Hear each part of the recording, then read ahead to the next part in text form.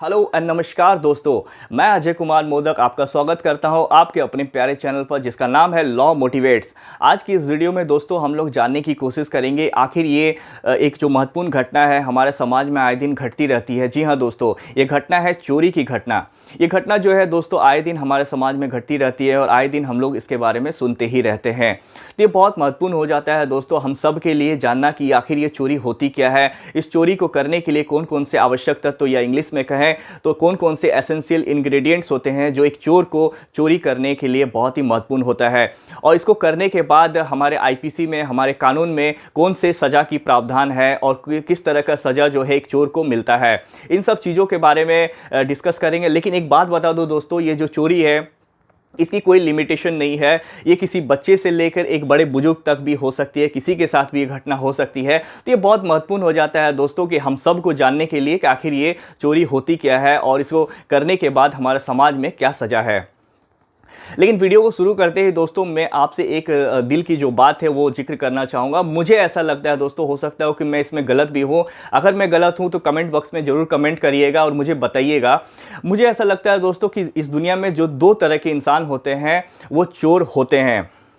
पहला इंसान तो दोस्तों ये होता है कि जो बचपन से ही चोरी करना पसंद करते हैं या जिनका शौक़ ही है चोरी करना, और जो है चोरी करके जो है अपनी ज़िंदगी को वो जो है शान और शौकत की ज़िंदगी जीना चाहते हैं, या दूसरे शब्दों में कहें तो बहुत ही लग्जूरियस लाइफ जो है वो लीड करना चाहते हैं, जीना चाहते हैं। इसके साथ ही दोस्तों वो चोरी करते हैं। अब बहुत कई दफ़ा तो ऐसा होता है दोस्तों कि बहुत आराम से वो चोरी को अंजाम दे के निकल जाते हैं, लेकिन सामने वाले को पता ही नहीं चलता है। इसके साथ ही दोस्तों मैं वीडियो में ये बताना चाहूँगा कि दूसरे तरह के इंसान होते हैं दोस्तों जो बहुत ही खुददार होते हैं, जो बहुत ही अच्छे लोग होते हैं, लेकिन हमारे समाज में कुछ ऐसी स्थिति हो जाती है, कुछ परिस्थितियाँ ऐसी उत्पन्न हो जाती है जिसके चलते जो है उस इंसान को, उस खुददार इंसान को, उस अच्छे इंसान को भी चोरी करनी पड़ती है।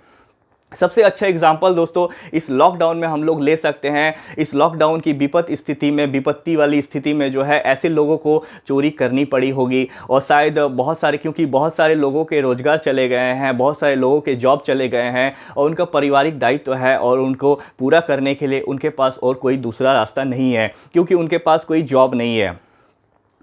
इसलिए दोस्तों मैं आप सबसे अनुरोध करना चाहता हूं, अगर आपके पास कोई भी जॉब है, चाहे जॉब छोटा हो या रोज़गार बड़ा हो, तो आप ऐसे लोगों को, जो अच्छे लोग हैं, उनको आसपास आपको दिखते हैं तो उनको रोज़गार ज़रूर दीजिए, ताकि जो है हमारे समाज में चोरी की घटना कम से कम हो, हमारा समाज जो है स्वच्छ हो और स्वस्थ हो, और इसके साथ ही इंडिया का नाम रोशन हो। दोस्तों चलिए वीडियो को शुरू करते हैं दोस्तों और जानने की कोशिश करते हैं इसके बारे में डिटेल में। चलिए वीडियो को शुरू करते हैं, लेकिन इससे पहले इंट्रो।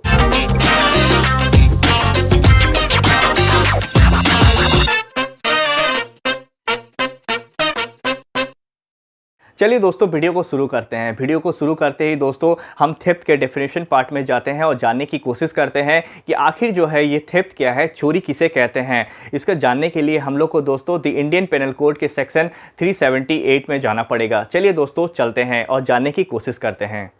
चोरी का जो डेफिनेशन है दोस्तों, अर्थात थेफ्ट का जो डेफिनेशन है वो हमारे द इंडियन पेनल कोड 1860 में बहुत ही क्लियरली बताया गया है। चलिए दोस्तों सेक्शन चलते हैं 378, जिसमें जो है चोरी का डेफिनेशन बहुत ही क्लियरली बताया गया है। And according to that section, whoever intending to take dishonestly any movable property out of the possession of any person without that person's consent moves that property in order to such taking is said to commit theft। जी हाँ दोस्तों, इसके साथ ही चलिए दोस्तों हम लोग हिंदी के भी पार्ट को समझने की कोशिश करते हैं और हिंदी में भी जानने की कोशिश करते हैं आखिर ये चोरी क्या है। चोरी, जो कोई किसी व्यक्ति के कब्जे में से उस व्यक्ति की सम्मति के बिना कोई जंगम संपत्ति अर्थात मूवेबल प्रॉपर्टी बेईमानी से ले लेने का आशय रखते हुए वो संपत्ति ऐसे लेने के लिए हटाता है, वो चोरी करता है, यह कहा जाता है। जी हाँ दोस्तों, मुझे उम्मीद है कि इस डेफिनेशन पार्ट से आपको ये समझ में आ गया होगा कि जो है चोरी का क्या डेफिनेशन है और चोरी किसे कहते हैं। इस डेफिनेशन में मैंने दोस्तों जो जितने भी कीवर्ड्स थे सबको अंडरलाइन किया है, सबको जो है अंडरलाइन के अनुसार जो है आपको यहाँ पर समझाने की, बताने की कोशिश की है। चलिए इस वीडियो में जैसे ही हम लोग आगे बढ़ते हैं दोस्तों, सारे जितने भी कीवर्ड्स है, जितने एसेंशियल एलिमेंट्स है, एक एक करके सबके बारे में हम लोग चर्चा करते हैं। और मुझे उम्मीद है इस जैसे ही वीडियो आगे बढ़ेगा आपको पूरा कंसेप्ट समझ में आ जाएगा कि चोरी किसे कहते हैं और चोरी करने के लिए कौन कौन से एसेंशियल एलिमेंट्स की हमें ज़रूरत पड़ती है। चलिए दोस्तों, वीडियो को शुरू करते हैं। दोस्तों, मान के चलिए कि मैं किसी बस में चढ़ा, ठीक है। जैसे ही मैंने बस में चढ़ा और मेरे पीछे एक शख्स जो थे वो भी बस में चढ़े, ठीक है। जैसे मैं बस में चढ़ा तो मेरे पीछे जो शख्स खड़े थे उसका नज़र जो था मेरे बटुए पर था। उसकी कॉन्स्टेंटली वो जो है मेरे बटुए पर नज़र रखा था। इस बात से मैं हैरान था एकदम टोटली। मुझे कोई भी जानकारी नहीं थी कि पीछे वाला जो शख्स है उसकी नज़र जो है मेरे बटुए पर है। मेरा बटुआ जो है दोस्तों, मेरा जो वॉलेट था वो थोड़ा सा दिख रहा था ऊपर के साइड, ठीक है। इसमें पहला जो एसेंशियल एलिमेंट्स है दोस्तों, उस चोर के नज़र में जो है वो एसेंशियल एलिमेंट्स क्या था, मैं आपको बताता हूँ दोस्तों। पहले एसेंशियल एलिमेंट्स में दोस्तों है डिसऑनेस्टली। जी हाँ दोस्तों, कोई भी इंसान जो इस दुनिया में क्राइम करता है दोस्तों, वो पहले दिमाग से करता है क्राइम। क्योंकि जब तक हम फिजिकली क्राइम करते हैं उससे पहले ये बहुत इंपॉर्टेंट हो जाता है कि हम लोग दिमाग से क्राइम को अंजाम देते हैं, दिमाग से क्राइम करते हैं। तो सबसे पहले एसेंशियल एलिमेंट्स में दोस्तों हम लोग यहाँ पर देखते हैं डिसऑनेस्टली की बात करते हैं। मतलब बेईमानी पूर्ण रूप से वो जो है ऐसा सोचता है कि ऐसा मैं करूँगा। डिसऑनेस्टली को जो है दोस्तों हमारे आईपीसी के सेक्शन जो है 24 में अच्छे से डिफाइन किया गया है। और डिसऑनेस्टली को जो है दोस्तों मैं आपको आसानी रूप से और इजी वे में समझाने की कोशिश करता हूँ। डिसऑनेस्टली में जो है दोस्तों दो तत्वों का होना बहुत एसेंशियल है। पहला तो है दोस्तों कि रॉन्गफुल गेन हो जाए और दूसरा है रॉन्गफुल लॉस हो जाए। रॉन्गफुल गेन करने वाला जो इंसान होता है दोस्तों, वो लीगली इंटाइटल्ड नहीं होता है किसी चीज़ को प्राप्त करने के लिए, बावजूद इसके जो है वो किसी चीज़ को रॉन्गफुल्ली जो है क्या करता है, गेन कर लेता है, प्राप्त कर लेता है। और दूसरे एलिमेंट्स में अगर हम डिसऑनेस्टली में जाते हैं दोस्तों, तो हमको पता चलता है कि एक रॉन्गफुल लॉस हो जाता है। जिस इंसान का रॉन्गफुल लॉस होता है दोस्तों, वो इंसान उस रॉन्गफुल लॉस को सहने के लिए लीगली इंटाइटल्ड है और लीगली जो है उसको रॉन्गफुल लॉस हो जाता है दोस्तों, रॉन्गफुल लॉस हो जाता है उसको। इस तरह हम लोग देखते हैं दोस्तों कि डिसऑनेस्टली से जो है वो इंसान पहले ये सोचता है कि मैं जो है इसके बटुए को क्या करूँगा, अपने पास ले लूँगा।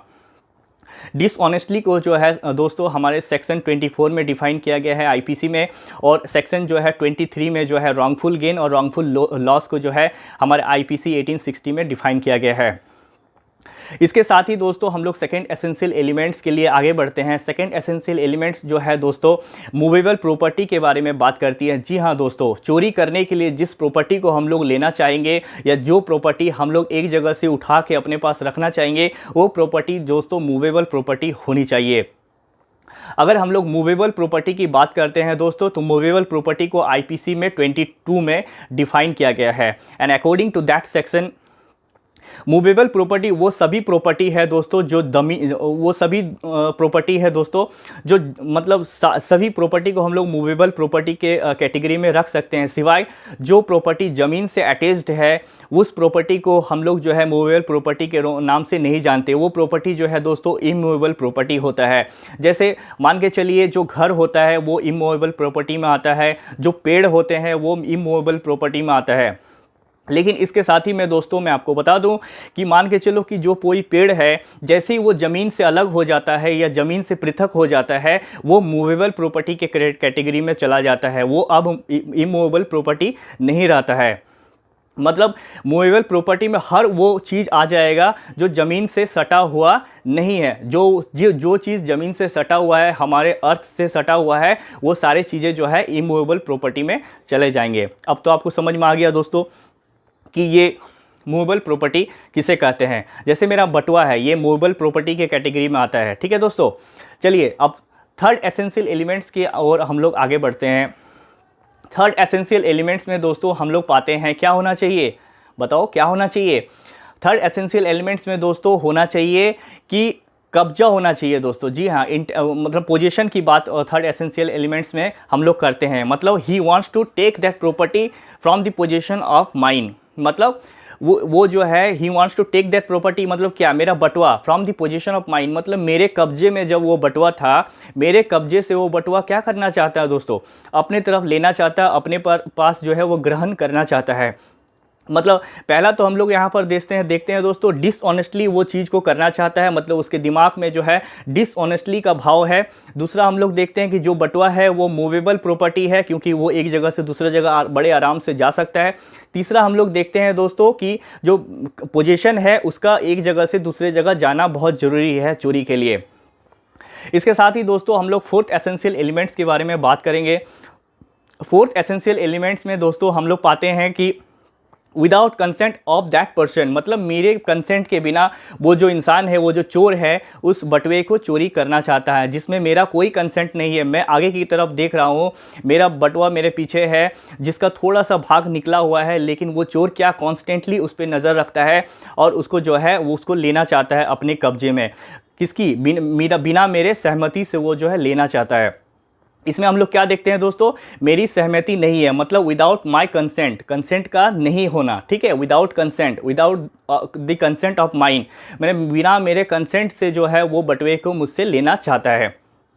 इसके साथ ही दोस्तों हम लोग पांचवें एसेंशियल एलिमेंट्स की ओर बढ़ते हैं। पांचवें एसेंशियल एलिमेंट्स की बात करें तो दोस्तों उसमें होना चाहिए मूविंग ऑफ प्रॉपर्टी की वो बात करता है। जी हाँ दोस्तों, मतलब some moving in order to taking, मतलब उस जो वो बटुआ थोड़ा सा वो ऊपर का भाग ऊपर दिख रहा था, वो चोर क्या कर रहा था, उसके साथ थोड़ा सा उसको उठा के ऊपर की तरफ खींच लिया। जैसे ही वो ऊपर की तरफ खींचा, उस पार्ट को, उस बटुए के स्थान को उसने क्या किया, चेंज किया, थोड़ा सा मूव किया। मैंने उसके हाथ को पकड़ के क्या किया दोस्तों, आगे कर लिया।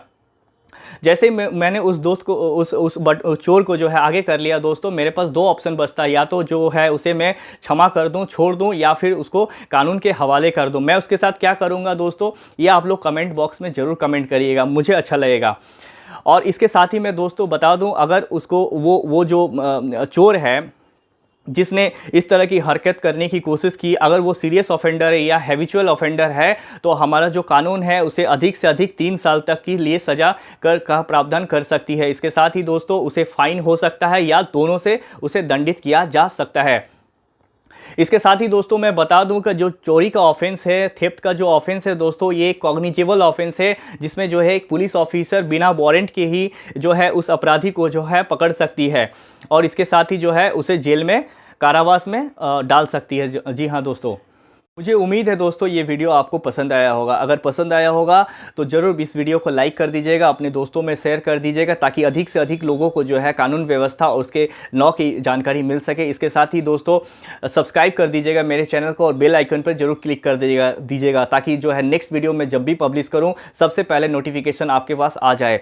इसके साथ ही दोस्तों मैं आप सभी से अनुरोध करना चाहूँगा, अगर आपके मन में कोई क्वेरीज़ है या लॉ से रिलेटेड आप कोई जानकारी प्राप्त करना चाहते हैं तो कमेंट बॉक्स में ज़रूर कमेंट करिएगा। मुझे अच्छा लगेगा कि मैं आपकी थोड़ी बहुत मदद कर सकूं या आपको कानून की थोड़ी बहुत जानकारी दे सकूं। इसके साथ ही दोस्तों इस वीडियो से आपसे विदा लेता हूं। मैं उम्मीद करता हूं कि नेक्स्ट वीडियो में एक नए टॉपिक के साथ आपसे मिलूंगा। तब तक के लिए आपका भाई, आपका दोस्त आपसे विदा लेता है। नमस्कार, आपका दिन शुभ हो।